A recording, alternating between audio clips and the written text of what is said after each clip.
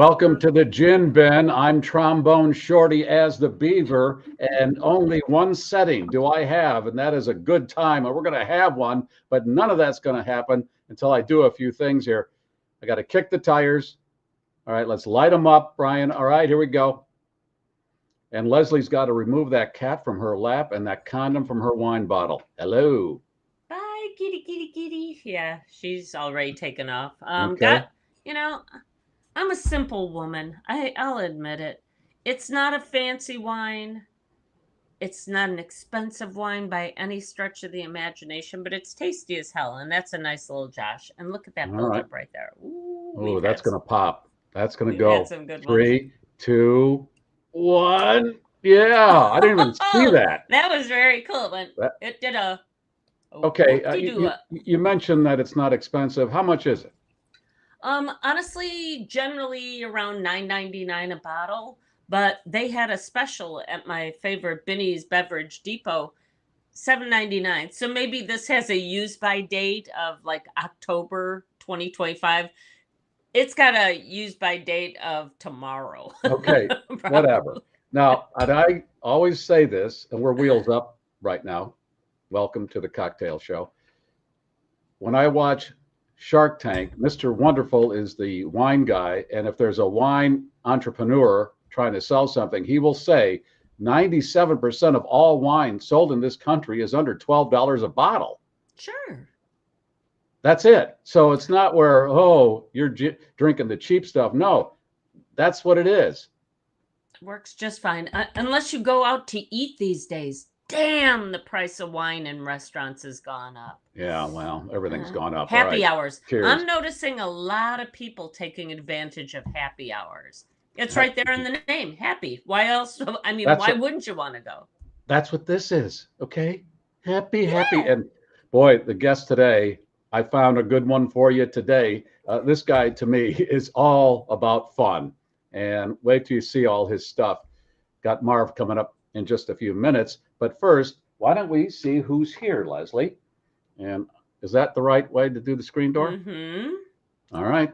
Then I'm Rumper, going for it. bumper, stomper, boo. I think Kevin last week, Kevin Matthews was our guest last week, was talking about this. Is there kind of a reference to romper room here? And in Yeah, a well, vague sort of way, yeah, it's it the is. screen door because it's summer, although I keep it up all Well, year. That's what she said. Keely Ann, I spilled glitter doing arts and crafts. Now my schnauzer's lips are all sparkly. Well, you just brush it off. although it's so hard to do. Damn that glitter. And that's a reference to a story we had this week about a woman who decided to, as our friend Brian Sheridan pointed out, do that thing where, so I put my into the side of his pretty little four-wheel drive, whatever. Carrie Underwood is where Uh, you're going. Thank All you. right. Maybe next time he'll think before he cheats. Well, this is a woman who went after her ex's car to the tune of $12,000 worth of damage. Including glitter in the gas tank. Glitter in the air vents so that it poofed off. Okay. Opa, Martin, British Columbia. Martin's here every week. We love Martin from the Northwest. Beautiful territory there. Brian, one of our Oh Yes Bon Journey guys, and they're hoping for a dry weekend, a wet schnauzer, and a nice cool drink because they're playing tonight. It's a redo from last week when they got rained out. So we'll talk about that in just a few minutes if you are in the Mount Prospect, Illinois area. John from Port Angeles, Washington, GarrForce Cocktail Hour Live is the weekly connection to my sweet home, Chicago. Oh. Born and bred at Harvey. That's where I went to junior college. I went to Thornton Community College in Harvey, Illinois, high school with ashtrays, before I went into pharmacy school. And then we saw where that went. Did you ever run into Tom Dreesen when you were I did down in? not. We did Okay. not run into each other. No. Okay. Google that. Amy from St. Louis, I just purchased my tickets to the October 7th showing of Broken Mary, the Oh, Kevin very cool. Matthews story. Thanks for bringing this to our attention a couple of weeks ago. That was last Friday. Wow. It seemed It like seems it's like longer, but in two it was weeks, maybe. very, it was a very emotional interview for me on a lot of levels, including the fact that he just kept calling me Lane the entire time. Lane Closure was a radio name that Les had, and he kept. That's the way he remembers you. Right. Well, and we did. So many people on staff had weird nicknames. So there's a friend of mine, Neil, who I still refer to as Haji behind his back, and even to his face. It's just these things happen. All right, David R. It's a beautiful day to play with the Schnauzer. If I could, I would play with the Schnauzer every day. It's fun for all. Hello from Oak Lawn, Illinois. Yes. The Schnauzer get tired of that. Straight talk. My friend, my dear friend Wayne is out there in Southern California, 103 and rising. Wow. Keep your Schnauzers cool. But it's a dry heat. It is. It's boy. He does live in a beautiful area there, and he introduced me when I stayed with Wayne in March. Let me just digress for a second. He said, "I'm not picking you up if you go to LAX. It's a nightmare from where I live." And I said, "Okay, tell me where to go." He said, "Fly into Ontario." I didn't know of Ontario Airport in that area. In the US of A. Yeah, I knew John Wayne. Okay, and there's what's the other one that everybody goes to there? But anyway, I went into Ontario. It was beautiful, not real crazy, and now I know Ontario Airport. And you said there were jetways. It's not like you had to get down a flight of stairs onto the real tarmac airport. Or anything. Yeah, this is not like the Caribbean where it's a tin shed. Yeah. Okay. Head to that Quonset hut over there, and there will be a wait. All right. Well, I had to, I dropped my glasses. Hang on. Okay. Well, I had to leave my 91-year-old mother's hospital, but to make it, but here I am. Wow. Okay. Hope that turns out. Burbank, Mike from Puerto Rico, my friend Mike in Puerto Rico. Hey, I'm going to see him. He's coming up this week from Puerto Rico. We're going to hang. So looking forward to that. Samantha, she's always mocking it with orange juice and cranberry juice. That's fine. You don't have to do liquor. Your choice. And as we found out recently, fewer and fewer people are. What is it, 54%? Okay, we're still the majority. The country is 54% drinkers. We're still the majority.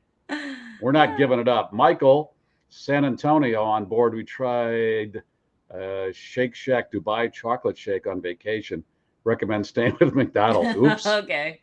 Well, you got to have a taste for chocolate and pistachio. I love pistachio ice cream. Would I be happy with this?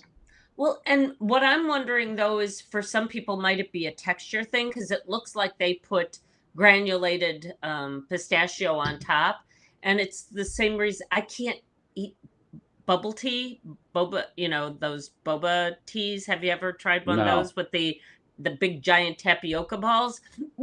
It's kind of, yeah. Okay. There's a lot going on with these things. Yeah. Kevin. Tapioca balls. Northwest Indiana. Hello. And who else? Mark, Cedar Falls with a clink. Dry martini. Looking forward to the card talk. I think you're going to really enjoy this. I really do. Kathleen. Hello. Naperville, Illinois. That's where we're focusing on tonight. That's where this car man is from.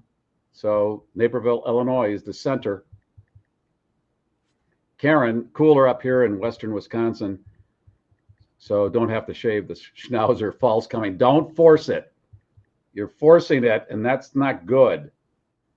Lloydster, Jack Daniels, Tennessee Fire is being served in first class, Captain. All right, good. Then everything's fine.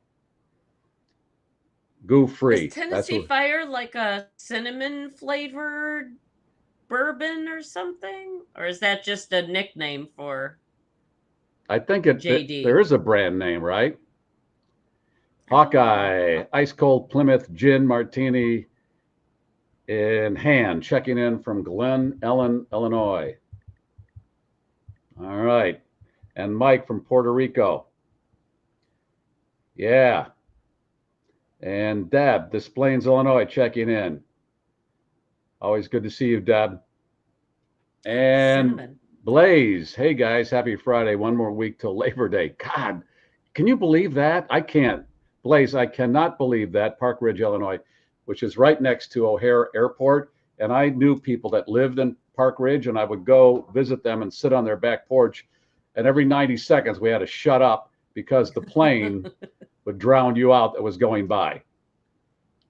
Hey, you learn to live with it. It's You like know, all the people who live next to choo-choo tracks and all that fun stuff. Blaze also introduced me to my guest last week that talked about the Brown's chicken murders, because Oh, he very cool. was a state's attorney's investigator. He was on that case, and that's Blaze.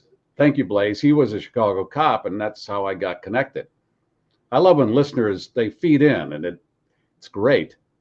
We're like a community. They throw community around a lot, but I like to think of us as a happy, slappy little community. We are happy, slappy.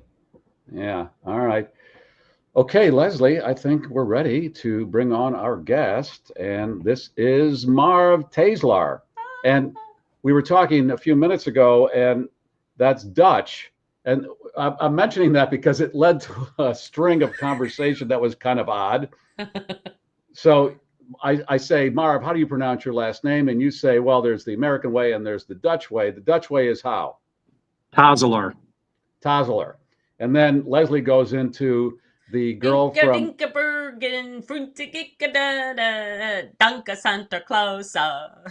And we start talking about the movie, and then Leslie goes, I think that girl has to be in her at least 80s, late 80s at this point. And I said, I think she just died, and she was the last one of the original cast, because she would be the youngest of all of them, and I think she's dead. And then we got into this whole jag of these TV shows that we watch where everybody on them is dead.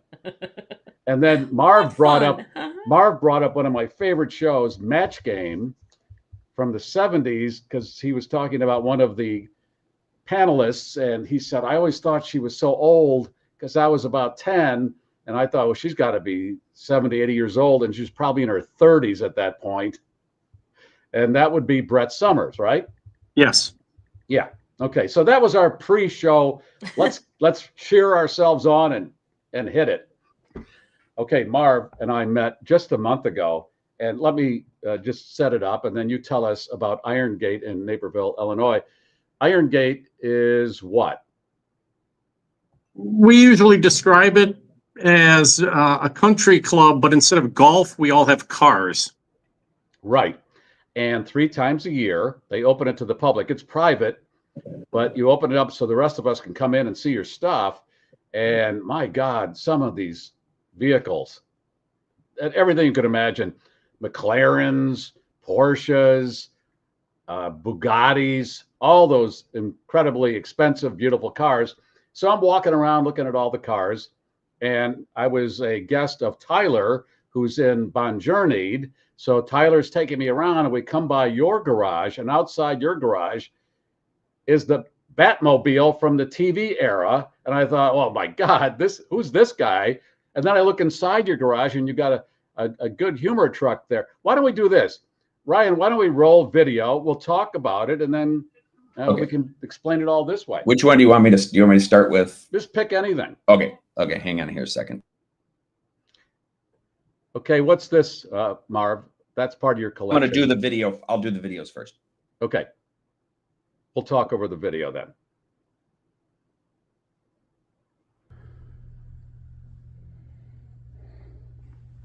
You have to unmute yourself. Yep, I got it. It just took a second. So that's a good humor truck from the mid 60s. It's a 66 Ford. That's the sound that you listened for when you were a kid on the streets. In my case, of Bellwood. And you'd listen, and you knew that the truck was nearby, and you'd listen to see if the bells were getting closer or farther. And then Wally was my good humor guy, and you had time to get your quarter or your 35 cents. And when Wally pulled up, you'd get your ice cream. And I was at a Mecum collector car auction, and this came along, and I bid on it a little bit, and And then I kind of like, well, maybe that's enough. And then the bidder's assistant, Laura, said, bid once more. And I'm like, eh. And she said, bid once more. And if you bid, whether you get it or not, I'll go buy you an ice cream. And so I bid once more. I got the truck, and Laura then brought me some ice cream. So that's how I ended up with a Good Humor truck. Would it be improper to ask how much you paid for it? I think it was 33,000, 35, somewhere 30 to 35,000. Okay. All right. And it works. You plug it in a 220 outlet, and within about 12 hours, it's down about 0 degrees inside that box. Well, it's got to be cold for the whole day. So, yeah, that works. All right, Ryan, what else we have?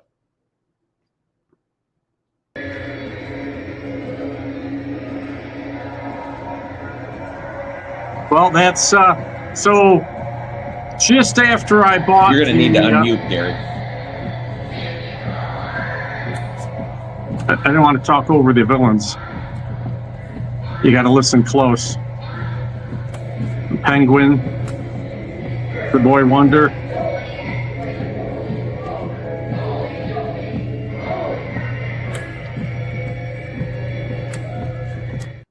And the Joker. So about less than a month after I bought the Batmobile, I was at a show, and the guy had this kiddie ride from the late 60s. And I thought, crap. And my buddy Craig was like, what? I'm like, look over there. I says, it looks like I'm going to be buying something else. And just seemed like if I'm going to have the Batmobile, I had to have the kiddie ride too. Okay. And how much was that? That was a lot, relatively speaking. It was, I think, somewhere around $8,000. That looked like it was in mint condition, as they say. It was. It's not quite as much anymore because I've put a bunch of little kids in there and they kick it and whatnot. But that was the whole point of it is I try. If something's too nice, I'm not sure that I want it, because the point of this all is, God's blessed me. He's filled my pockets. And so when I reach in and try to do something, I try to do something that is fun for everybody. And so, like when we see the Batmobile, the only rule I have with the little kids is that they can't, don't bring in ice cream and don't bring in soft drinks, nothing that's sticky if it falls. Water, anything else, shoes, dirt, I can wipe all that up. But I don't like the stickies, gets a little rough. Yeah. All right. And what else do we have, Ryan? So there's the Batmobile. Yeah, it's a Batmobile from the '66 TV show. After I bought it, people were like, "Oh, cool! And it comes with a costume." I said, "It does." I also got this at the Meekum car auction, and there was a cape and the uniform sitting on the floorboards.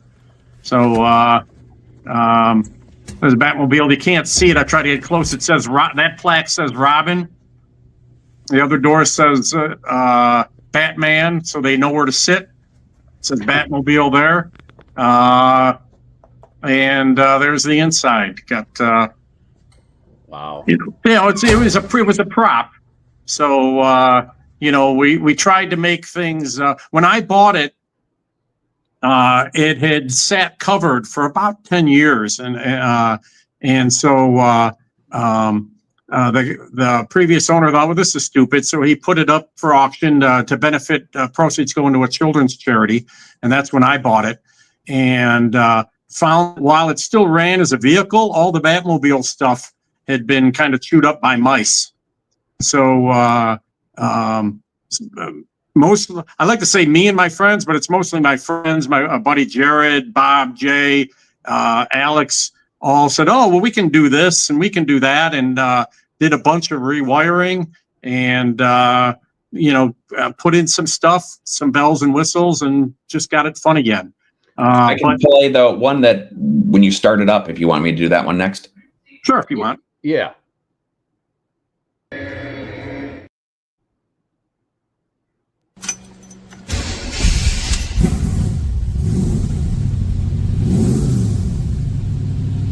says you can read under where the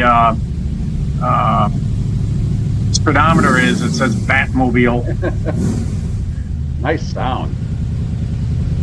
Yeah, but it's underneath it all. It's a '66 Lincoln, and when people say, "Oh, I do that," I said that rides like a '66 Lincoln. It's very boaty. And is that authenticated, Marv, as from the TV show, or was that a replica of those from the TV era?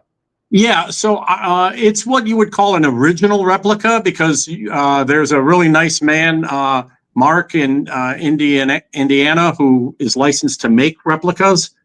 This would be what would be called an original replica. I do have a letter from George Barris, and I tell people the good news is that the letter is real. And in the letter, George Barris says that this is Batmobile number 5. And then he writes that it was the main stunt car on the TV show. And as I say, I tell people the letter, it's real. But what George wrote about the car, I have some doubts. I don't think George was known for his record keeping and a good grasp of years past. He lived in the moment. And so when somebody would say to him, "Hey, how about this or that?" he would kind of say, "Yeah," to whatever they said. So yeah, he made all those TV cars back in the day. Right. Munster Mobile, Grandpa. Mobile. Yeah, Grandpa's that dragster, the Dragula. He did that. And so he was an amazing man, lived an amazing life, kept the original Batmobile until a few years before he passed, and he sold it for over $4 million. So I like to say that the letter is real, but the car, I wouldn't take what he said literally. And in fact, it's more fun that it's not, in all likelihood. I've got no way to prove it. I own it, and I have incentive to believe it, and I don't. So okay, yeah. I mean, you enjoy it. That's the main thing. Yeah, and it's fun. And one of the things that had been removed by a previous owner was the flame effect out the back, because if you were in the back,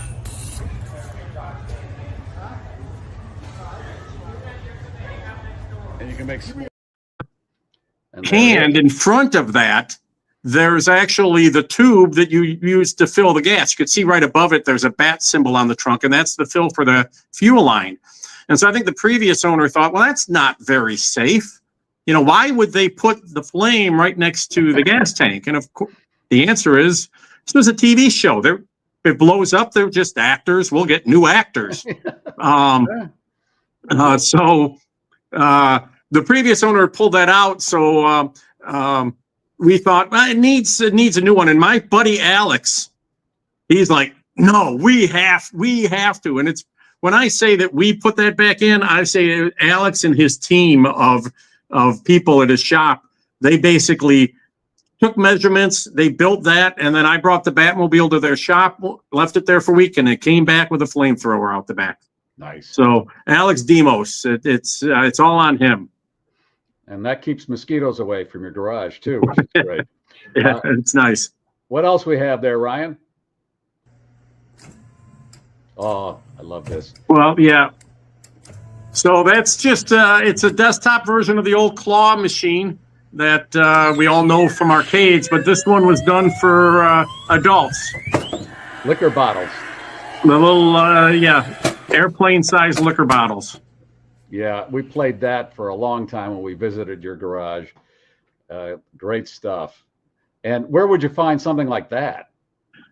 That was also, like a lot of things, at a Mecum auction. At some of their bigger auctions, they have vendors. And one of the vendors there, this is a guy who's just handy of restoring things. And he buys stuff and he repurposes them in ways that, people might like. I've got a Batmobile-themed newspaper box, and he just took an old Tribune or Sun-Times or Pittsburgh Gazette or whatever, and he strips it and paints it and reimagines it. So he found these claw games somewhere and thought, what can I make out of them? So we booze, and the other one that he had was Matchbox toys, little cars. And The cars probably would have been more appropriate, but I went with booze. You did a good job there, Marv. What started you into collecting? What was your first piece? The first piece is, you can see it in the garage, probably in some of the video that I shot, but I didn't feature it. It's right below the blue car on the bottom is a Camaro. It's a 68 Camaro. That one, that's it. I was at a Mecum auction back in 2018, and it went across, and it was, it's neat, but it's not factory original. It's got a different engine in there, and the people were drag racing it. And but when I was a little kid, my sister, all the boys she dated, all had either Camaros or Chevelles, and they all had the white stripes like that. And I thought Nancy would like that. And bidding stalled out for a price. I thought, well, that's a deal. So I put my hand up, and next thing you know, I won it. And so that's what happens when you drink and you go to car auctions. You end up buying your siblings' cars. So that was my sister's, but you can see there's a for sale sign on now. My sister just moved up to just east of Madison, Wisconsin. And as a result, she isn't around to drive it anymore. And she's like, I don't have a place up here, so I'm just going to sell it. So that was the first one I bought. The red car above it, that Mercedes, I've actually had for 25 years. It was the first when I started being a little bit successful. I bought that. A friend of mine's father had one of those when I was younger, and I thought that is just the greatest summer car driving around. And so I had bought that back in like 1999. What model is that, Marv? It's a 560 SL. It's a 1988. Yeah. And they made so many of them, and they looked the same from like 1972, 73 to 89, that they're not really all that expensive, but they're just fun. So yeah, I love that. That's the old one I've had the longest. The blue car was the first one I bought when I got the garage. In fact, I bought the garage, and that night I was sitting there with my buddy Craig and another guy and drinking beer in an empty garage, and my sister pulls up with that car, and she parked it and left it. So it's been there ever since. She shows up, takes it out, drives it, brings it back. So you thought, okay, I'm going to start collecting, and I need a garage, and this Iron Gate had been around for a while, and you heard about that, so you thought this is a perfect marriage for your cars and a place to hang out? No, actually, for me, it was the opposite. I bought the garage and didn't have any cars to go in it. I just had that red Mercedes, but I had that at home. I remember, so the developer of Iron Gate is a man named Tom Burgess, and he had a vision. And I like to say, if I were his friend, when he described, hey, I'm going to take this empty field and I'm going to build 13 buildings and big buildings, and and each one most of them will have 14 or 16 garages that I'll sell off as condos, and people will put their car. I thought, are you sure about that? That doesn't sound like there's that many crazy people. And then a year later in the Tribune, I see that's opening, and I talking to my neighbor who's a car guy, and we're like, well, that's really neat, but I'd never do that. And then you go to Iron Gate, and you go from I'd never do that to like, well, that's fun for them, but I still wouldn't do it. Then the second time you go to Iron Gate, you're like, maybe. And then the third time you're shopping for a garage. And so that's what I did. I bought it. I wasn't the original owner of this, so I didn't design it or do anything. Most people bought them, designed them, had the build out done themselves. But I'm more of an easy, big red button, easy button. And I'm like, I can live in somebody else's choices so that I don't have to spend 6 months making choices. And I bought this from a gentleman who was moving away, and then started filling it. So I didn't have any cars to go in it when I bought it. A month afterwards, I bought the Batmobile. The next year, I bought the Good Humor truck. Bought a 1970 GTO that was nicer than I knew what to do with. So I sold that and bought a 69 Cougar that's in the corner. It's black, but I don't know that I took any shots of it. Yeah, there it is. And then the last one I bought was the red Cobra that one there. Yes. Wow, that's beautiful. That's the one. A friend of mine, a guy who's become a friend. His name is Tom Snellbeck. He owns a company called The Last Detail up in Lake Forest. Really good quality, high-end collector cars that are 2 years old to 90 years old. Tom buys and sells. And when I bought that, he just shook his head. He says, you bought this and then you bought the Batmobile and an ice cream truck. He said, I can't figure you out. I don't know what you're going to buy next. This is a 65 Shelby Cobra. And it's an original. They make a lot of copies of these, but this is an original one. And I have a friend, and when I say friend, Tom, and this guy, Jim Wicks, I've made at the auctions. You just meet people, they're card people, they're nice, and they love to share their knowledge. And Jim Wicks is one of the top experts on Ford performance and Shelby Mustang Shelby Cobras. And he was looking at this at an auction and he's like, wow, this thing is great. And I said, so Jim, what's the number? And he told me, if you could get it for this, it'd be. I didn't even know it existed 45 minutes before it crossed the auction block.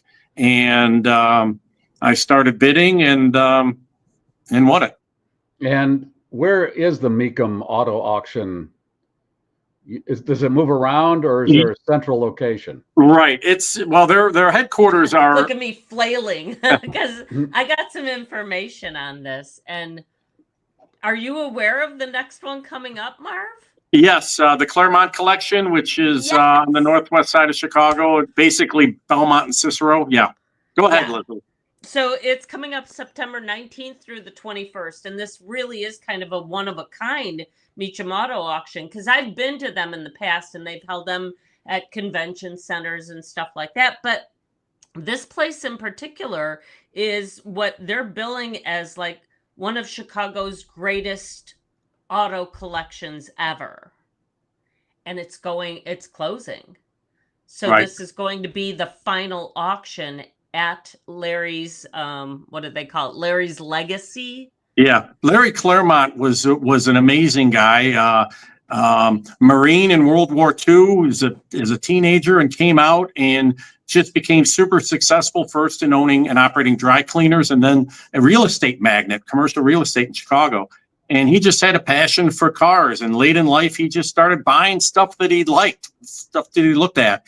And it was a private collection. And then his girlfriend, a wonderful woman by the name of Joyce, convinced him as Larry's time was getting short and everybody knew it, that, hey, this would be a great charity, because he had a passion for cars and also children. He was very interested in the youth of America.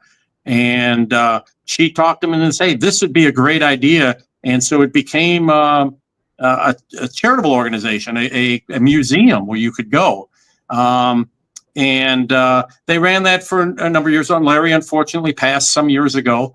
And then it's just, it's a difficult thing to run those types of organizations. And so the decision was made to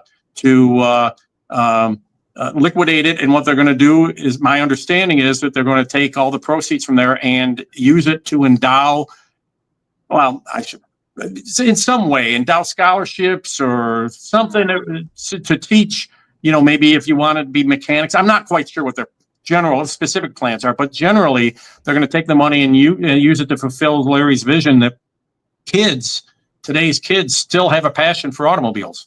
And so will you go to that? Are you going to go there, and are you thinking of buying stuff at that? I'm thinking about buying stuff. So unfortunately, bad timing. The preview. There's two previews. The weekend before, on the weekend there's previews, and then The Friday before the auction is a preview day, and then the auction's Saturday and Sunday. The And they're Saturday, 295 cars and 1,000 pieces of road art. road art's what they That's call no signs small and, auction. Yeah. yeah, collectibles Road and stuff. signs and stuff. Yeah, but the Saturday is the date of the third of our 3 open car shows at Iron Gate. Oh. And we actually have a judged car show on that. Mecum is actually a sponsor of that, That's of our kinda funny. show. They sponsor our shows, but this auction, Larry's auction, was a late addition to the schedule, and apparently the only time it worked is this. And so we'll have the Mecum people who aren't working that particular auction will probably be at our car show. So I will be at That's the car show on Saturday, but I will be at the Larry auction on Sunday. What's your core business, Marv? What do you do during the day? I own and operate medical diagnostic imaging centers. So MRI, CAT scan, X-ray, that type of stuff. And how did you get involved in that? Accidentally. By profession and training, I was a chiropractor, and a man who was a mentor to me down in Florida decided to get into the MRI business and asked me and some other people to join him in that. And so I just did it kind of as an investment. We decided we were successful, so we opened up centers, and he decided to open up one in the Chicago area, and in fact in Oak Brook. So, but before we opened, while we were building it out, the state of Illinois back in the mid-90s changed the law about physicians owning medical businesses outside their own practice. They frowned on it because they thought that there'd be a conflict of interest. And so when they changed that law, it put me in a conflict. I couldn't do both. Basically, I had signed a personal guarantee to buy the MRI machine. Couldn't afford to walk away from that. And so I unfortunately retired, turned my practice over to somebody else. I say unfortunate because I really missed it and loved my patients. But I was too young to do nothing. This was 1995, 1996. And so I hired myself to run the MRI center in Oak Brook. And that became super successful. That became successful. Did that for about 10 years. And then that company, I left that particular company and started this particular one, just myself and a good friend of mine from college. And we started another one in Elmhurst, and that's grown to, I've got a couple of locations in Chicago and one in Berwyn, and then this one here in Elmhurst. Wow. But you're enjoying the fruits of your labor, and you're letting other people enjoy it too. You made my wife and I feel so welcome when we came to your garage. And it was so different than all the other cars that are those high-end, like I said, Bugattis, McLarens, and there's the Batmobile. It was such a great addition to all this. Well, that's, at Iron Gate, there's a lot of guys. There are people, we've got a couple of people, one of which, her name's Sabrina, and she's a drag racer. I mean, a heck of a drag racer, celebrated, been doing it since she was a kid and with her dad. And we've got people who are just in old 50s or 60s cars, Cougars or Bel Airs, and they wrench on them themselves. And there's from that to the high-end supercars. But if you like your cars and you're passionate about it, everybody wants to hear about it. It doesn't matter that, you may have the world's coolest car that's worth 30 grand, and that's great. And then there's somebody else who's got a car that's pushing 8 figures. I'm looking at one of the cars up for auction coming up here is a AMC Gremlin. Oh, nice. Maybe you want that, We're Marv. talking about Pacers and Yugos and Gary's Lacar or whatever it is. Yeah, that's my collection. I was told, my buddy Craig was told by somebody that people buy the cars that they had in high school. that they wanted to have in high school. Yes. And that their dads had or talked about. Yes. Those You're are the exactly cars right, that really right. float your boat. And so, yeah, sometimes if I ever see a 76 Grand Prix LJ with the 455 engine, moonroof, and 8-track player, I'm going to buy it. Yeah. Because that's what I had in college. But it's got to have all that, because I figured nostalgia only goes so far. And if I buy one close to it, but it's not exactly that, I'm going to be like, why did I want this? Right. I mean, to your point, Marv, when I win the Powerball tomorrow, I'm going to buy a 63 Corvette coupe, black. Right. That's the car I remember as a kid seeing that. Oh my God, I had a 65 Corvette, but I want to get that coupe. Oh. See, and I would have gotten my Pinto, but all of them blew up. So. All right. You got a dangerous car collection. I'm kidding. Yeah, they did.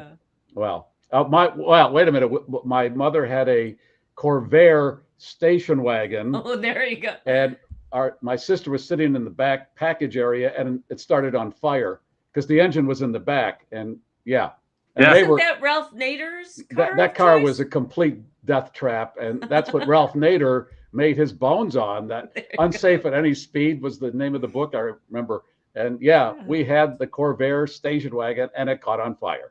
Well, my 76 Grand Prix also went the way of a Viking funeral. I lost a battle with the North Avenue Street Bridge with a little bit of a side swipe, and didn't know it, but apparently I'd pushed the oil pan up under the up a little bit, and so it was touching the body, and it slowly burned its way through, so that like 2 or 3 weeks later, I was driving home with the brother of my a girl I was dating, and he's like, "Marv, do you smell something?" I'm like, "Yeah, I smell something burning." I'm like, "Yeah, what the heck is that?" And so we're driving along the interstate, and all of a sudden he goes, "Hey, Marv," he says, "I think I know why we smell something burning." He says, "Look," and I look down between his feet, and it's on fire. And so we got off the highway and went to a farmhouse and asked for a jug of water, and we put out the car, and then we had to keep going, get home. And so we're driving along, and about every 5 miles or so it would catch on fire, and he would douse it with the jug of water, and did that all the way home. Yeah, nice. Yeah. Hey, I want to show down below are the cars. Then above you have the little condo area, your little recreational area. We have a picture of that, right, Ryan? You want to show that? That's where you hang out. That's upstairs from your garage. Yes. I took it far away because the kitchen in there is nicer than the kitchen of my house. Though since I don't use either one of them, it doesn't matter. Right. Yeah. You can see also just to the left of the door, there's a yellow jacket. That's also another Mecum purchase. It's the Monday Night Football yellow blazer, gold blazer from back in the 70s. Nice. And somebody had that and was up for sale, and I'm like, I gotta have that. So I don't know whether it's Howard's or Frank Gifford. Frank Gifford, yeah, it's not big enough to be Deerdorf's or Simpson's, but it just caught my eye, and I'm like, yeah, gotta have that. Gotta have it.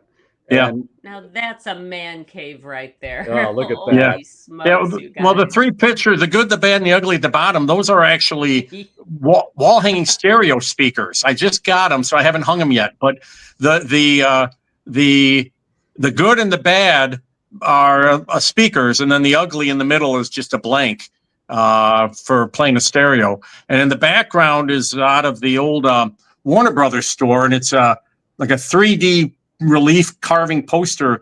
If you remember the old Bugs Bunny Roadrunner show, and they would start out with this, overture, curtain lights, this is it, the night of nights. And then at the end, all of the characters would march across in increasing size. And so that's kind of heights will hit.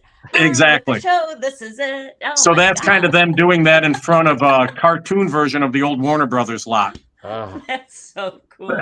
No, another Mecum. Oh yeah, I love this. That's the Roadrunner. on a rocket. Wile E. It's Coyote, the actually. Wile E. Wile E. Coyote. Okay. Yeah. That's Yeah, great. when I bought the garage, they're like, yeah, you should probably put it in a LLC, So my spur of the moment was Acme Autos. And a friend of mine, his name is Jim Engel. He's actually heavily involved with the Museum of Broadcast Communications. He kind of takes care of the old Dirty Dragon BJ puppets. He was a good friend of Bill Jackson's. And Jim, who was a hell of an artist, made his career being an artist, commercial artist. He created my logo, Acme Autos. And so back to my easy button, in one of the pictures, you can see a big billboard in the background. I bought that at a Mecum auction, and a lot of cool stuff there. And rather than buying a whole bunch of stuff to slowly fill up the wall, I bought one piece, big roadside billboard from 1970, and put that up. And then I'm like, what do I do on the other side? Well, there's a guy, Joe, who is just amazing. He's an amazing artist. He did all of the painting work inside of the world's biggest Starbucks there in River North. And they have a 3-story grinder thing, and he did all of that. And he's done a lot of work at Iron Gate.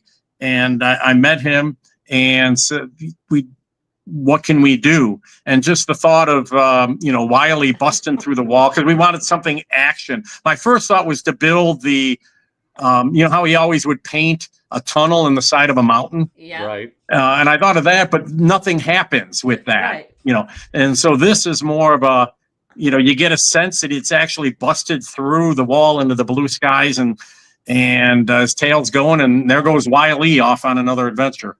That's great. Wow, what a clubhouse you got there, Marv. Love it. That's just Thank you so much for sharing that. You want to mention the name of your places, the business you have? So it's American MRI. You can Google it. There's one in Elmhurst, Berwyn, and then the Brighton Park neighborhood of Chicago, Archer and Kedzie. Great. So thank you for that. No, my pleasure. You are having a great life, and I wanted to share that with my viewers tonight. So thank you. Pleasure. Thanks. Yeah. It's actually my pleasure. That the fun thing is to see the reaction of everybody else. Frankly, I bought the Batmobile just for the thought of driving that down the interstate on a nice Saturday afternoon with your arm crooked out the window, like it's just another car. For me, but then seeing the reaction, that's the fun of it with all this stuff. So when you buy those cars at Mecum, like the Cobra, and all, do you drive them from Mecum home? Well, I drove the Camaro home because that auction was in Schaumburg. You asked, and I don't think I ever answered. Mecum is more of a movable feast. They have auctions in different parts of the country, though there's like in January, their biggest one, which spans 2 weeks, is in Kissimmee, Florida, outside of Orlando. And every January they have it there. Every May they have one in Indianapolis. They have one coming up here in the fall. We've got Indy in the fall, Dallas, Fort Worth in October, followed by Las Vegas in November, Kansas City, December, Kissimmee, Florida. Coming up in January, Las Vegas. So this one in September is one of the last ones in the Chicago area. Yeah, and that's just the one.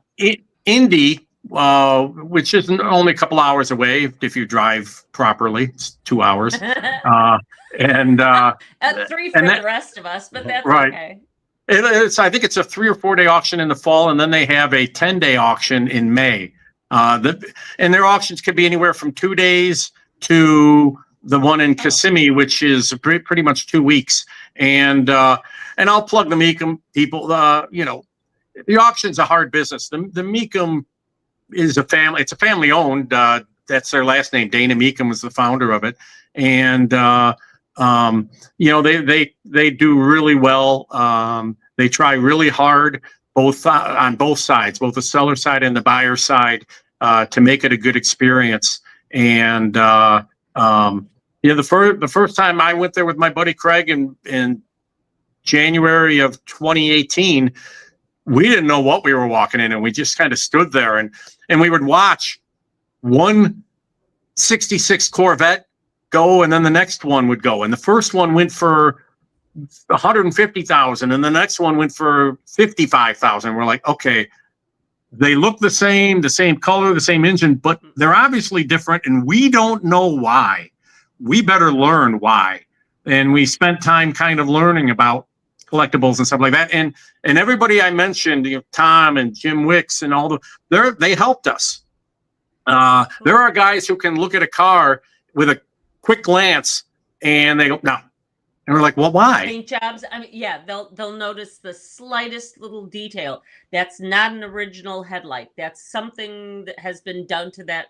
Yeah, my husband was a car guy. His brothers were car guys, and yeah.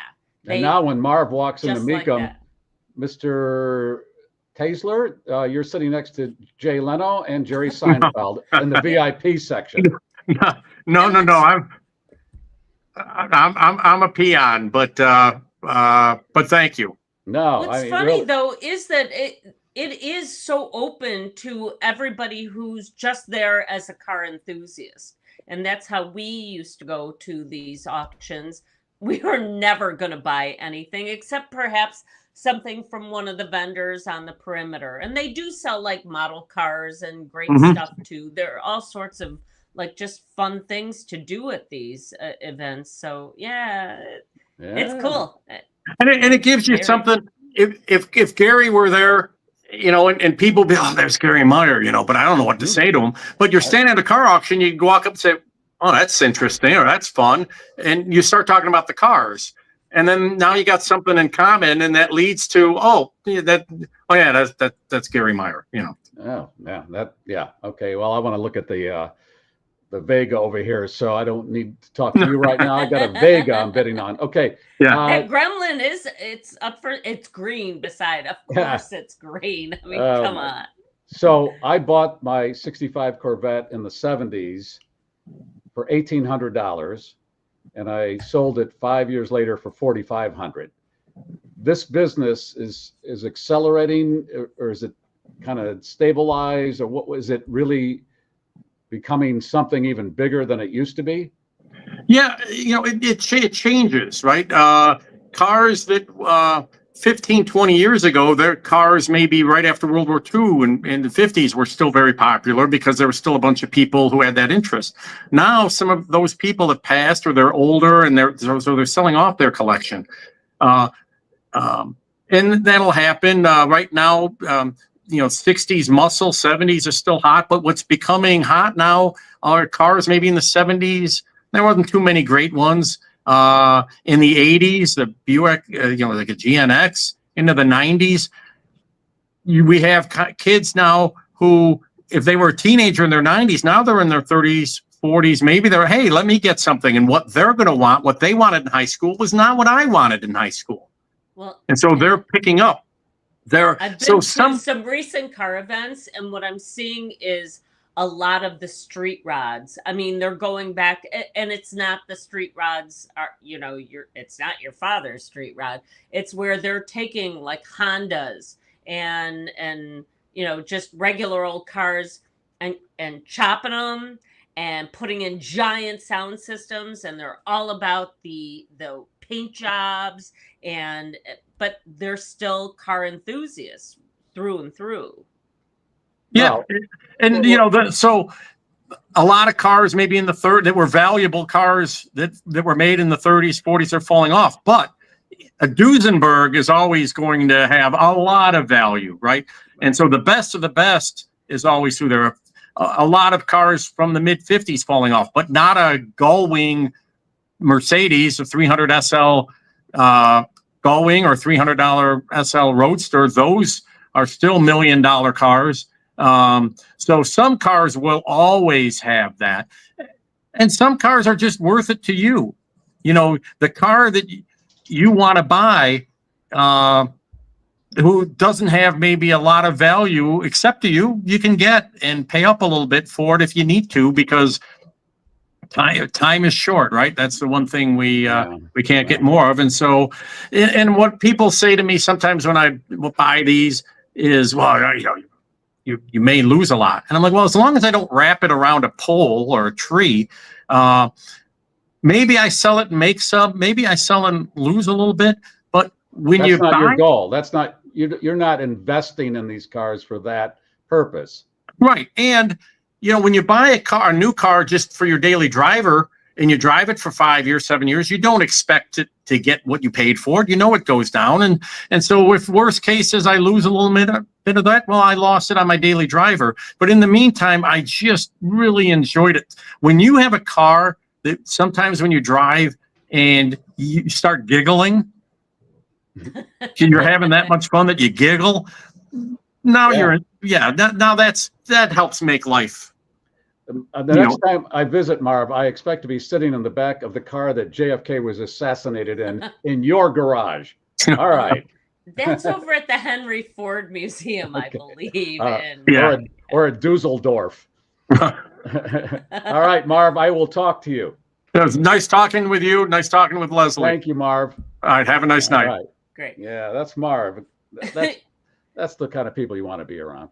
So a funny thread started in the comments, and I have to chime in, talking about where his passenger was noticing something going really haywire below their feet.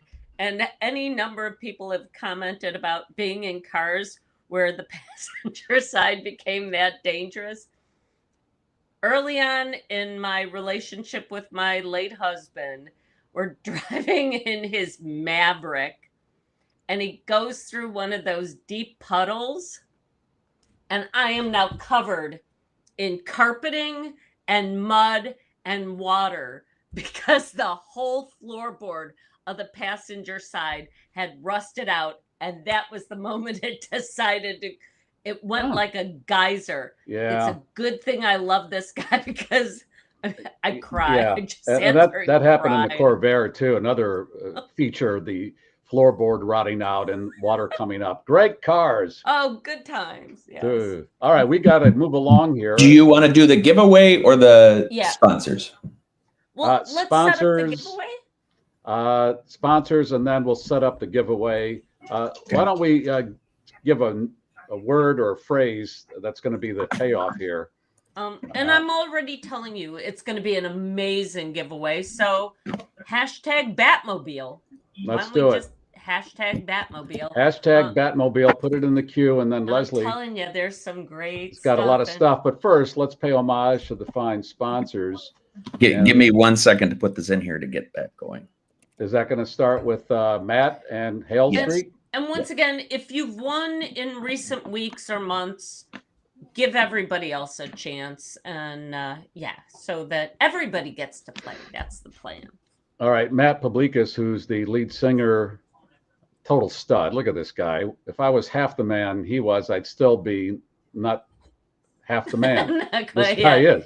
I mean, really. Stud. He is. He puts studs up for houses. He's a stud, and he's the lead singer of Bon Journey to know yes, but the houses he builds, oh, Madon, in the northern suburbs of Chicago and Fontana and Lake Geneva, Wisconsin. Look at this. Quaint. Isn't that beautiful? Yes. Yeah, that's what he does. And look at this. That doesn't even look real. That's real. That's somebody's room. He does room additions too. God, look at the workmanship. You don't get, I mean, this is not just let's slap up some drywall. That is some beautiful work going on. Look, there. what, you know the name of that color? I'll bet it's Nirvana. I'll have it should that be. color. It's called Nirvana. God, look at that blue. But all right, that's what he does. Look at the bones. Look at that woodwork. I know that's the detail that this guy puts together, and he'll work with you within your budget. HaleStreetGroup.com, HALE, HaleStreetGroup.com. And we are blessed to have this man in our relationship for many years, David Hochberg. He will get the mortgage or the refi that you're looking for if you qualify and save you a lot of money. Those are the numbers. licensed in 43 states. Top of the hour, news, weather, traffic, and sports back in 15. And if you are in the Chicago area and looking for a car wash, Buddy Bear, give your car a bear hug, get the goo off, got the good vacuum cleaners. Look at their monthly special where you get unlimited car washes. That's the one you want, because if you wash your car a lot, that saves you a lot of money. Now, where is Oh Yes tomorrow? Because they're going to be in Mount Prospect tonight. At that 5356 Music Fix. What is that one? At Mrs. P and Me tonight in Mount Prospect. But here we've got some, That's tonight. That got rained out last week. There was a roof blowing off at an apartment building nearby. They're going to blow the roof off tonight. Then tomorrow they're in Port Barrington at the Broken Oar. Bar. Huh? Broken Oar. Sorry. Broken Oar. Yeah. What did you say? Broken arm? Bar bar. Anyway. All right. Last week Leslie was Broken Mary. Tomorrow, okay, keep it straight. And then Bon Journey. Here's where you can find all this stuff. bonjourney.com and ohyesband.com. And if they're in your area, treat yourself to that. All right. What do you want to do as far as a story? Speaking of our fabulous bands, let's show what we are giving away. And that includes an Oh Yes t-shirt. Isn't that cool? I mean, that's a good looking tee right there. Along with a Bon Journey koozie and an Oh Yes bracelet and the penultimate guitar pick. And this is a Matt Publicus guitar pick. He's our stud. So we've got all of that gear going on. We have been giving away second t-shirts the last few weeks because of our dearly departed friend, Matt Cox, who would take everything we said and turn it into t-shirt. Not everything, but a lot of things, including this. And it took me a minute to try and figure out what the hell was he going. What the? Oh, that's just busy. Give me a couple of pieces of the chicken and some of that dirty rice.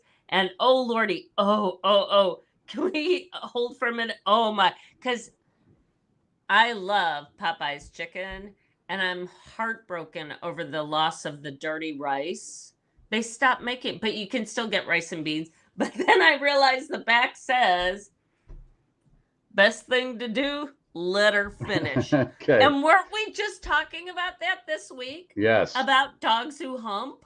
Yes. Why they hump. And it turns out it's not necessarily only sexual. Sometimes. No, it's a whole other group of things. Pay attention to it. So we have that. Once again, it's weird. Vortex alert. Tracy from Wisconsin. God love your girlfriend. She's our ball liquor mama, but she's also providing us with Play-Doh. Little cans of Play-Doh. Yeah, I think that's the penultimate Play-Doh beside. Uh-oh. Oh, back to, yes, we do have our X-ray special edition Brian Sheridan sunglasses.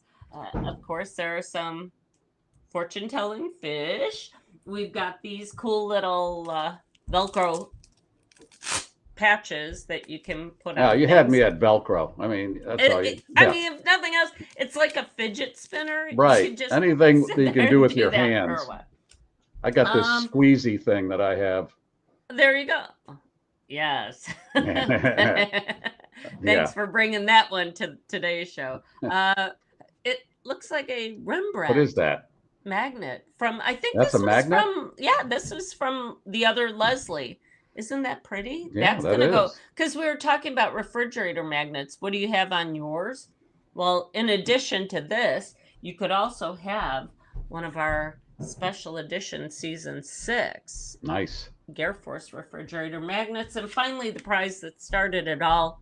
The condom. Your very own. All right. Well, Ryan's going to push the button in just a minute or so. Catherine's got hashtag enter. No, it's hashtag Batmobile. Catherine won recently, so thank you, Catherine. So, she's just doing that for. Okay, she knows all right. how to play. All right. There you go. Sorry, Catherine. Thank you for doing that. All right. What do you want to do? One story, because we're late. Do you want a story? Okay. Yeah. Let's just give everybody. Oh, okay. All the news these days. Carnival Cruise Line, whose motto is "Fun for all for fun," has a hell of a PR problem on its hands. Thanks to this latest incident, like the one that took place earlier this week aboard one of their ships returning to Port Miami. A content creator named Mike Terra rolled vid of a 2 a.m. brawl in the buffet area of the ship called the Sunshine, where all hell broke loose because of a dispute over chicken tenders. Footage shows nearly a dozen people kicking and punching each other as security darts in and out of the action. These security guards do not want to be doing this. Anyway, they're trying to get the situation under control, but it's just the latest in a string of melees, set-tos, skirmishes that have forced Carnival to set stricter guidelines for its guests and lifetime bans for those causing disruptions. Did they ask, I don't know if they have skeet shooting, but did they ask if they did the skeet shooters to bring their guns in, tame the crowd from the back of the ship? And some of these are 5,000 people on it's like a suburb on a ship. Well, and they're saying that the problem is Carnival lowered its rates. Well, that's a good thing for most of us. It's like, oh my goodness, now there's a cruise that many middle-class Americans can afford. Unfortunately, it's a price that is really affordable for some ditch rats out there too. The middle class has some ditch rats. What are you going to do? Who just want to like brawl. Right, when they run out of chicken tenders. Golly. So, oof. Okay. Good times. Yeah, why don't you go down that water slide and take your mind off it, or the 50 other amusement park rides they have on these ships. Climbing walls. Why don't you go and work in the auto assembly plant that's on the ship? These ships are so damn big. They are gigantic. Why don't you go make a nuclear weapon? We're doing that in the back during hobby time. All right, let's hit that button, Ryan, and give this stuff away.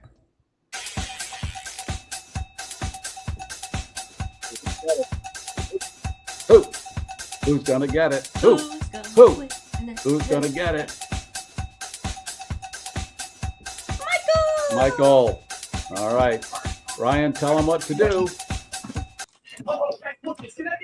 Send your USPS mailing address either to 773-888-2157 via text, or you can email Garry Meier Show at GarryMeier.com, and your prize pack will get in the mail from Leslie when she goes down to the Westmont post office. And with that, know that do not send any correspondences to the return address on those envelopes, because more often than not, I use the Westmont post office address as the return address. Although I've started using our actual new mailing address, which is through Ryan and Carroll College. So you'll know it when you see it. In the meantime, I got to say too, hey, Wayne, I didn't get your deets from last week, though you were a winner a ways back. Wayne knows how to play nice. Let me know if that's still the place to send your prize package to, but otherwise, this one's going out to Michael. All right. This is kind of a vortex. Talked about Marv's Batmobile. Next Friday, a man who actually studies bats and nature in general. It's fascinating, and we are not in charge, folks. I don't know how to break that to you, but nature's ruling this thing, whether you like it or not. That's next Friday. Back on Monday, though. Ants, man. Ants, cockroaches, they're all smarter than we are, right? Because you can't get rid of them. Nope. They'll figure out a way. They're going to be with us forever, long after we're gone. All right, here comes the cannoli down the aisle. Please take it. It's delicious and complimentary. What about the schnauzer this weekend? I would take my schnauzer to Iron Gate because it looks like they're having lots of fun there, and I would like to put it in a Batmobile. Wouldn't that be kind of cool? And he would let you too, as long as it's not sticky. Wait, it's sticky or sugary? Sticky, mostly sticky. Yeah, he doesn't like sticky. He doesn't like that. All right, 3 in the green. Gear is down. Flaps are down. The voice of the globe, America's podcast, the GarrForce. Have a great weekend. Is landing. Touch. And that's all the news and nonsense for this week, GarrForce. Thank you for streaming. If you like that, I got other stuff I think you're going to like. This is the GarrForce. Please be sure to like, and share the show on all of your social networks. More eyeballs. If you're not already a subscriber, show your support by subscribing to GarrForce Live YouTube channel. For those watching a replay, that button is right here. All the rest of our episodes, right here. Boom. Shakalaka.